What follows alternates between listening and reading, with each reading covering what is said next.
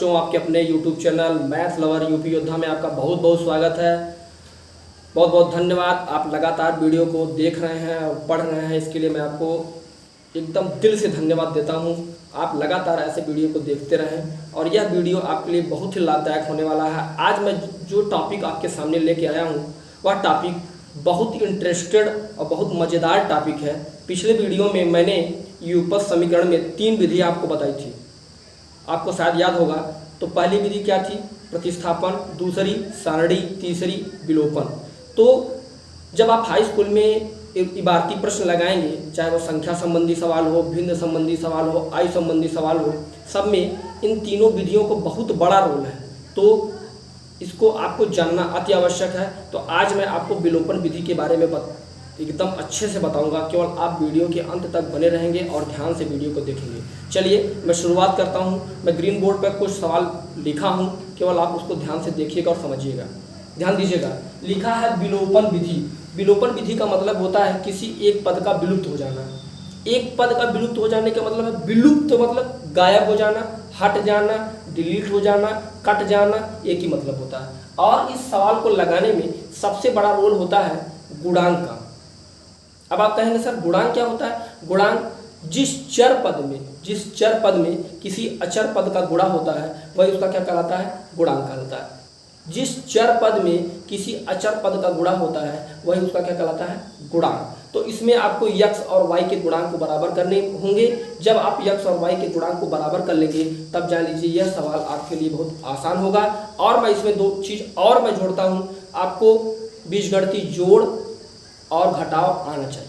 जब तक बीजगणितीय जोड़ और घटाव नहीं आएगा तब तक आप दोनों समीकरणों को जोड़ नहीं सकते और घटा नहीं सकते, इसलिए जोड़ घटाव का आना अति आवश्यक है। चलिए मैं सवाल की तरफ आपको ले चलता हूँ। आपका ध्यान केवल ग्रीन बोर्ड पर होना चाहिए। ध्यान दीजिए, लिखा है यहाँ 2x + 3y = 16 और यहाँ लिखा 3x - 2y = 0। एक समीकरण यहाँ है, एक समीकरण यहाँ है। अब आप देख रहे हैं कि इस समीकरण में x के बगल में कोई डिजिट नहीं दिया गया है। इस समीकरण में x के बगल दिया गया है, डिजिट दिए गए हैं, लेकिन ये जो दोनों डिजिट दिए गए हैं इसमें जो अंक है वह समान नहीं है।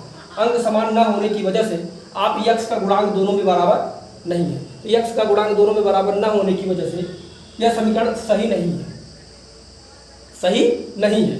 इसका मतलब x के गुणांक को बराबर करने के लिए हमको करना क्या होगा? x के गुणांक को बराबर करने के लिए हमको ऊपर वाले समीकरण और नीचे वाले समीकरण में किसी गिनती का गुणा करवाना होगा। किसका गुणा करवाना होगा? किसी गिनती का। अब दिमाग में आ रहा होगा सर कि गिनती मैं कहाँ से लाऊं, डिजिट मैं कैसे ढूंढूं, समझूंगा कैसे किस डिजिट से गुणा करना है? समझें आप। 3, ये जो 3 और 2 लिखा है, यही 3 से आप ऊपर गुणा करवा दीजिए, 2 से ऊपर नीचे करवा दीजिए। देखिए 3 दूना 6, x का गुणांक ऊपर बराबर, 2 × 6, x का गुणांक नीचे बराबर। ये गिनती आपको मिलेगी कहाँ से? इसी समीकरण में गिनती मिल जाएगी, कहीं दूसरी जगह ढूंढने की जरूरत नहीं है। तो 3 का गुणा पर करा है तो 6, 3 का यहाँ गुणा करा है 9, 3 का 16 में गुणा करा है 48। समझते चलिए आप। 2 का यहाँ करा है 6, 2 का 2 में करा है 4, 2 का 0 में करा है 0। अब करेंगे क्या? घटाया, मैंने घटाया है, ये कट गया, यहाँ चिन्ह मतलब माइनस था, प्लस हो गया, यहाँ प्लस था तो क्या हो गया? माइनस हो गया। अब ये तो कैंसिल, 9 में 4 जोड़े 13, 48 में 0 घटाया 48। 13 और y के बीच में कौन सा चिन्ह है? गुणा का चिन्ह है। गुणा आएगा भाग हो जाएगा तो क्या हो जाएगा? 48/13। यहाँ देखिए, अब जो y का मान मैंने निकाला है, जो y का मान मैंने निकाला है, उस y के मान को मैंने समीकरण 1 में यहाँ रख दिया है। ये कौन सा है? ये है आपका समीकरण 1। समीकरण 1 में मैंने रख दिया है। तो लिखा 2x + 3y = 16। 2x 3 और y के बीच में किसका चिन्ह है? गुणा का चिन्ह है। तो y की जगह मैंने 48/13 लिख दिया है = 16। 2x = 48 में 3 का गुणा कराएंगे 144/13 = 16। पक्षांतर करिए इस पूरे फ्रैक्शन को, पूरे भिन्न वाली जो संख्या इसको उठाकर हम इधर कर दिए तो माइनस हो गया। 13 में 16 का गुणा कराएंगे 208, 144 में का गुणा कराएंगे 144, 208 में 144 घटा दिए 64, 64/13। आगे समझिए, 2 और x के बीच में किसका चिन्ह है? गुणा का चिन्ह है। गुणा इधर आएगा, भाग कर दे। देखिए मैंने भाग का निशान लगाया है, 2/1 लिखा है। भाग को आपको पता होता है, भिन्न का भाग लगाते हैं जब हम, तो 2 1 ऊपर हो जाएगा, 2 नीचे। 64 में 1 का गुणा किए 64, 13 दूना 26, फिर इसको काट दिए। किससे काटे? 2 से ऊपर, 2 से नीचे भाग, ये आ गया 32, ये आ गया 13। तो आपको समझ में आ गया होगा कि ये जो है कैसे कैसे लगा। चलिए मैं इसको इरेज करता हूँ, मिटाता हूँ, उसके बाद आपको आगे समझाता हूँ। इसको मैं इरेज कर देता हूँ, समझिएगा, इरेज करता हूँ। इसको मैं पूरा इरेज कर दे रहा हूँ,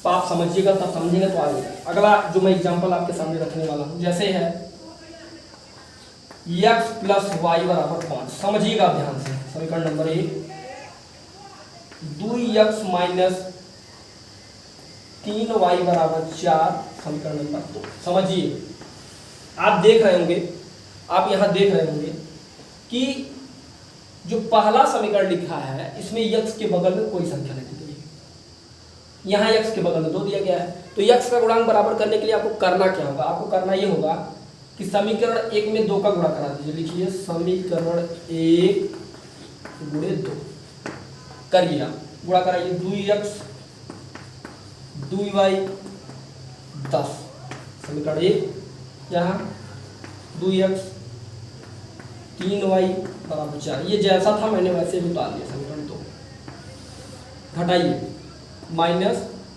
प्लस माइनस, ये तो कैंसिल। यहाँ कितना आया? 5y बराबर कितना आया? 10 में 4 घटाइए 6, y बराबर 6/5। y का मान निकल के चला। आप y का मान किसी भी समीकरण में रख दीजिए। समीकरण 1 में y का मान रखने पर, रखिए आप y की जगह x प्लस 6/5 बराबर 5, x बराबर 5 माइनस 6/5 बटे 1 कर दीजिए। x बराबर 5 एलसीएम, 5 5 25 माइनस 6, आंसर क्या निकल के आएगा? 19/5। x की वैल्यू कितना निकली? x की वैल्यू निकली 19/5, y की वैल्यू निकली 6/5। अब एक बार मैं फिर से समझा दे रहा हूँ, जिसका गुणांक बराबर नहीं है, चाहे तो आप x का गुणांक बराबर कर लीजिए, चाहे तो आप y का गुणांक बराबर कर लीजिए। x तथा y दोनों में से किसी भी एक का गुणांक अगर आप बराबर कर ले रहे हैं, तब अगर x का गुणांक बराबर करेंगे x वाला कटेगा, y का गुणांक बराबर करेंगे y वाला कटेगा, और जो कटेगा अगर x वाला कटा तो y का मान निकलेगा, y वाला कटा तो x का मान निकलेगा। चलिए मैं इसको मैं इरेज करता हूँ। एक मैं एग्जांपल आपको और बताता हूँ, आप समझिएगा। जैसे जितने ज़्यादा आप बुक से अपने एग्जाम्पल्स आप लगातार एक्सरसाइज को देख के लगाएंगे, उतना जान लीजिए सवाल आपके लिए आसान होगा। जैसे x प्लस वाई बराबर 10, समीकरण 1, और x माइनस वाई बराबर 2, समीकरण नंबर 2। अब आप जब इसको देख रहे होंगे सवाल, अब आपके दिमाग में आ रहा कि सर यहाँ न तो x के बगल में कोई संख्या दी गई है, न तो y के बगल में कोई संख्या दी गई है। अब सर क्या करेंगे? यहाँ गुणांक का कोई बात ही नहीं है। अब आपके दिमाग में आया सर ये कैसे सॉल्व करेंगे? अब यही लॉजिक है, यही समझना है हमको।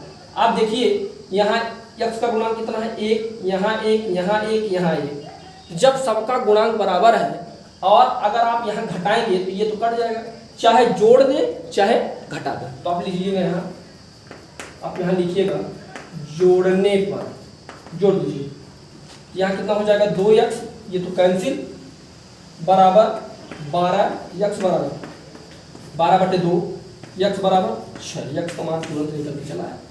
अब यही x का मान आप समीकरण 1 में रखिए। अब यहाँ लिखिए x का मान समीकरण 1 में रखने पर रख दीजिए। कहाँ रखेंगे? x की जगह। x कितना है? 6 प्लस y बराबर 10, तो y बराबर 10 माइनस 6, y बराबर 4। आप देखें एकदम सरल और आसान तरीके से विलोपन विधि से सवाल आ जा रहा है। आप देखें दोनों तरफ x का गुणांक बराबर किया था, ऑलरेडी x का गुणांक यहाँ ऑलरेडी बराबर है। हमने किया क्या? चाहे आप यहाँ जोड़ने पर लिखें चाहे घटाने पर। जोड़ेंगे तो 2x 10 2 12, x 2 और x के बीच में गुणा का चिन्ह है, 12 में 2 का भाग भी 6 आया। फिर x का मान आप समीकरण 1 में रख सकते हैं, चाहे तो 2 रख सकते हैं। 1 में रखेंगे तब भी मान उतना आएगा, 2 में रखेंगे तब भी मान उतना ही आएगा। तो एक एग्जाम्पल मैं और आपको बताता हूँ। जैसे समझिएगा, जितने ज़्यादा आप एग्जाम्पल किताब से देख देख के लगाएंगे या वीडियो, उतना ही ज़्यादा बढ़िया होगा, उतना ही लाभदायक आपके लिए होगा। जैसे लिखा है x प्लस वाई बराबर 14, अगला है x माइनस वाई बराबर 2। जो मैंने अभी सवाल लगाया सेम इसी तरह सवाल है, यहाँ भी आप देख रहे होंगे x और y दोनों के गुणांक क्या है, बराबर है। आप यहाँ लिख दीजिएगा, जोड़ने पर जोड़ दीजिए तो ये कट जाएगा, तो यहाँ हो जाएगा 2x बराबर 16, x बराबर 16/2, x बराबर कितना हो जाएगा 8। अब x का मान किसी भी समीकरण में दीजिए, x का मान समीकरण 2 में रखने पर 2 में रख दीजिए। 2 क्या है, x माइनस वाई बराबर 2 है, तो x की जगह आपने रखा 8 माइनस वाई बराबर 2। आगे देखिएगा, माइनस वाई बराबर 2 माइनस 8 माइनस वाई बराबर -6, कैंसिल माइनस माइनस वाई बराबर 6। आप देख रहे होंगे सरल और आसान तरीके से x तथा y का मान निकल के चला आ रहा है। तो बहुत बहुत धन्यवाद। आज के वीडियो में इतना ही, बाकी अगले वीडियो में। Thank you.